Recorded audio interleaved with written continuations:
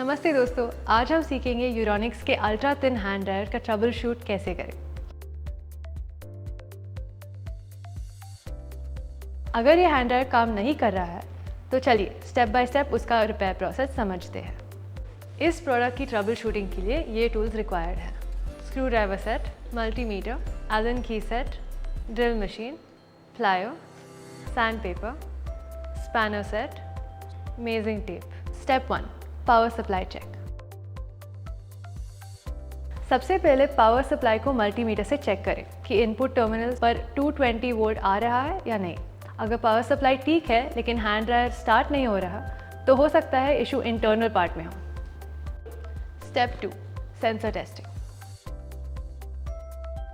अगर सेंसर पे डस्ट है तो पहले सॉफ्ट क्लॉथ से जेंटली क्लीन करें। अगर फिर भी आउटपुट नहीं आ रहा है तो वायरिंग कनेक्शंस चेक करें, और अगर वायरिंग कनेक्शंस वीक होने पर भी सेंसर काम नहीं कर रहा तो सेंसर रिप्लेस करना होगा। Step 3, PCB inspection. अगर हैंड ड्रायर बिल्कुल काम नहीं कर रहा है या सेंसर से सिग्नल आने के बाद भी रिस्पॉन्स नहीं आ रहा है तो पीसीबी चेक करें।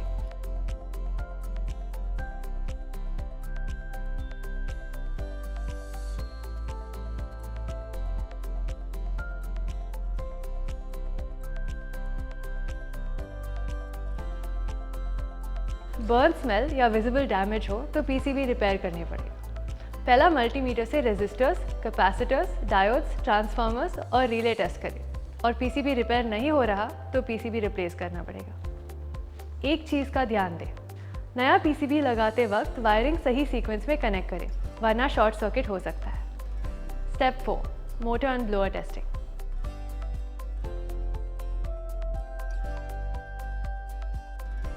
अगर मोटर से साउंड आ रहा है लेकिन हवा नहीं आ रहा है तो ब्लोअर जैम हो सकता है। मोटर और ब्लोअर को क्लीन करें।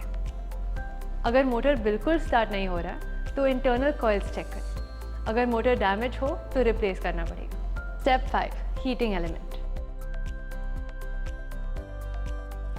मल्टीमीटर से एलिमेंट की कंटिन्यूटी चेक करें, और कंटिन्यूटी ब्रेक है तो एलिमेंट रिप्लेस करें।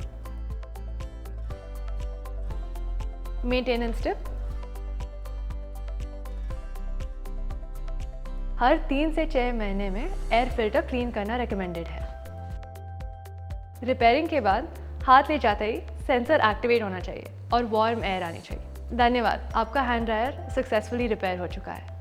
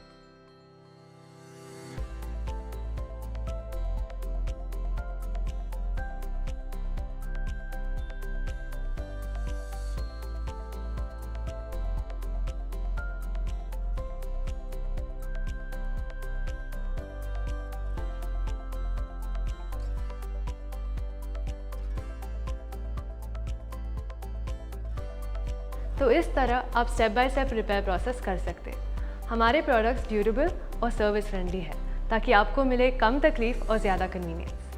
धन्यवाद।